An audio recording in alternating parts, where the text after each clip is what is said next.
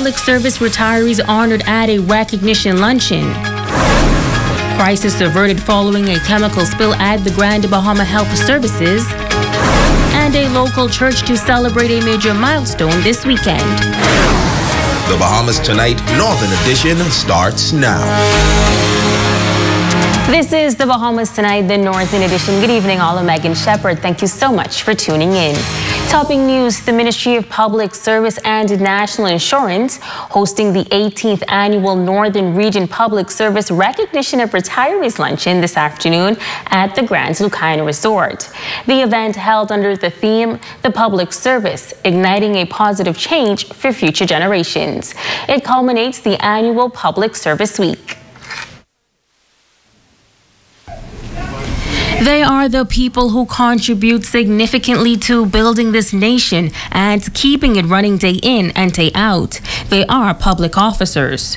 34 retirees from various government agencies, including the Royal Bahamas Police Force, Customs and Immigration Departments, Ministry of Education, and the Office of the Judiciary, were honored for their long service to the public sector. Minister of Public Service, the Honorable Brentzel Roll, joining the retirees for the recognition luncheon, calling it a momentous occasion. Let me congratulate each of you for your personal devotion and focused determination to transform the public service as we march on toward digitalization, stabilization, and our ability to rapidly respond to the public's needs. Minister Roll adding that the retirees have weathered many storms over the years and that their contributions to this nation are invaluable. We celebrate your passion, your honesty, your excellence in service, your commitment to service, and the confidence you displayed while you were executing your duties. It is very important to appreciate and celebrate progress. We certainly celebrate the progress each of you have made over your years. Undoubtedly, some of you have had to weather many storms to achieve what you have today.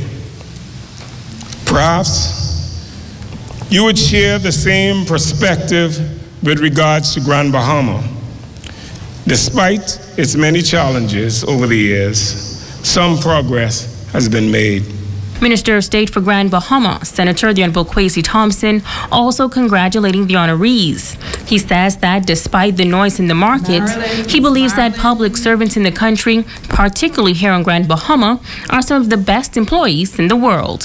It is not just a label, but it still means something of great value to be a public servant.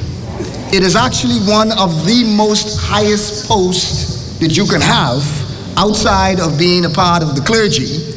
In my view, is one of the most important and privileged roles that you can have as an employee, that is to serve the public. So I want to say on behalf of the Prime Minister, on behalf of myself and my family, how privileged we are to have some employees like yourselves and have some public servants like yourselves and have distinguished men and women like yourselves. The honorees were showered with love through tributes and song. They were also presented with gifts as tokens of appreciation for their service.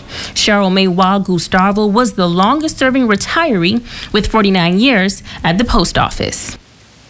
Grand Bahama Health Services issuing a release stating that the chemical spill in the Random Royal Hospital laboratory is under control. Laboratory and radiology services were temporarily suspended yesterday at the Michaela Virgil Store Pavilion of the Random Royal Hospital following a minor chemical spill in the laboratory yesterday morning.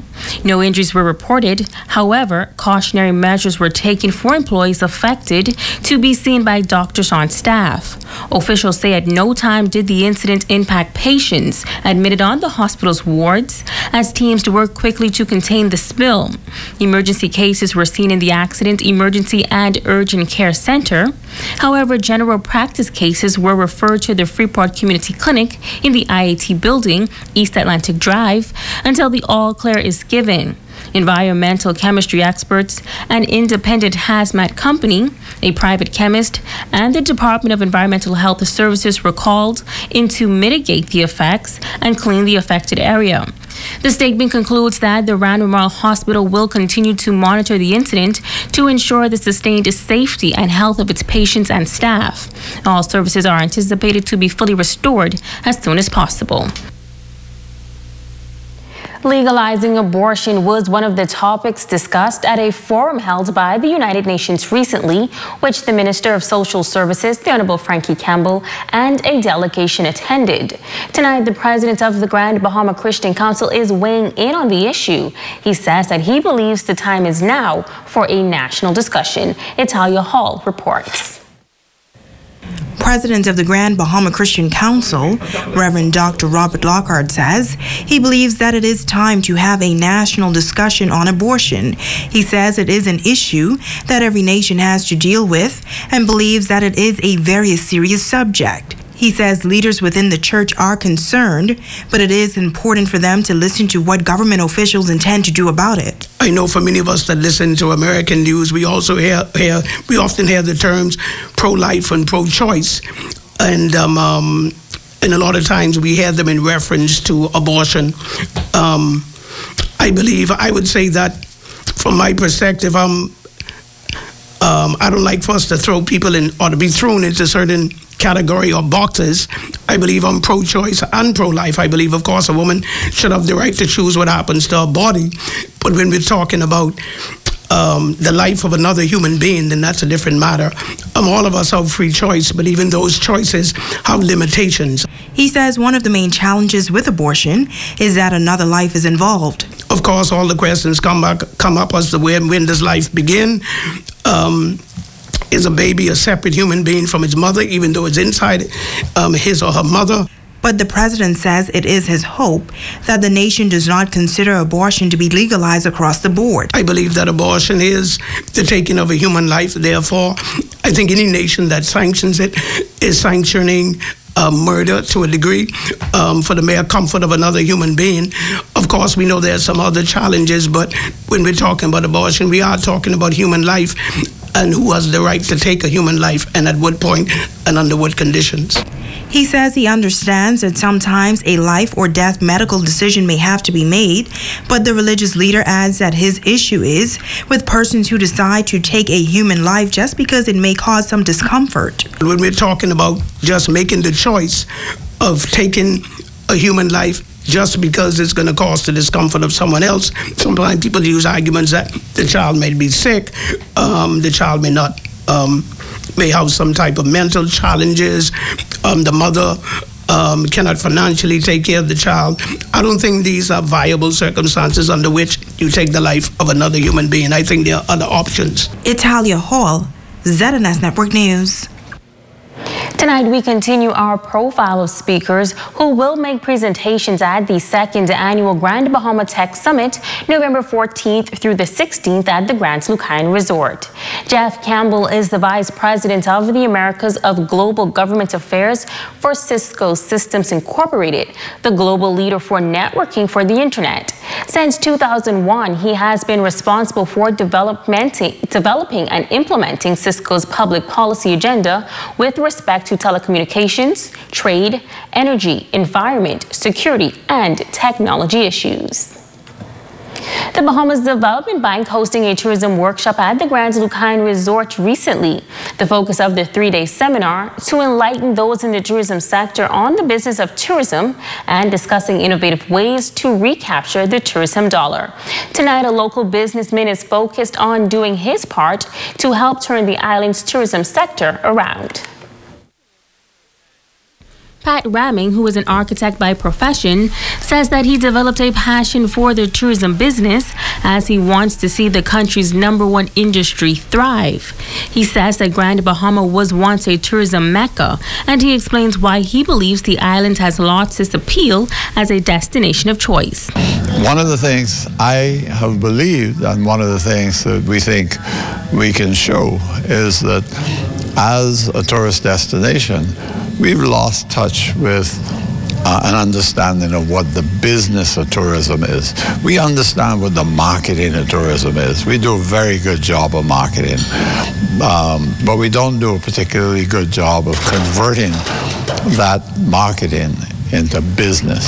He says that Grand Bahama has incredible potential to rebound, and residents must do their part to put the magic back into the city. You haven't made any effort to provide a reason to come. There is absolutely no reason to come to Freeport. In the heyday of Freeport, the 3 primary attractions were golf, theme shopping. When the bazaar was built, there was absolutely nothing like it anywhere in the world, and one big casino. At the time, there was no casino anywhere in the region because Cuba had just been shut down, and so Freeport had a lot of good reasons for people to come. Well, those 3 things are gone. In fact, I believe that the golf business, which was had huge potential, is still available to us. Ramming reminding the local community that tourism is everybody's business. I think there's a need to stop talking about what government can do and what the port can do. It's not about those things. It's about the business community in Grand Bahama. You need to have your own agenda for developing your economy. And the second thing is that it's about business. It's not about jobs. It's about business. You know, there's an expression I read the other day which I think is wonderful. It's better to dream big and fail than to dream small and succeed. You're watching the Bahamas Tonight, the Northern Edition. Stay with us. There's more news right after this break.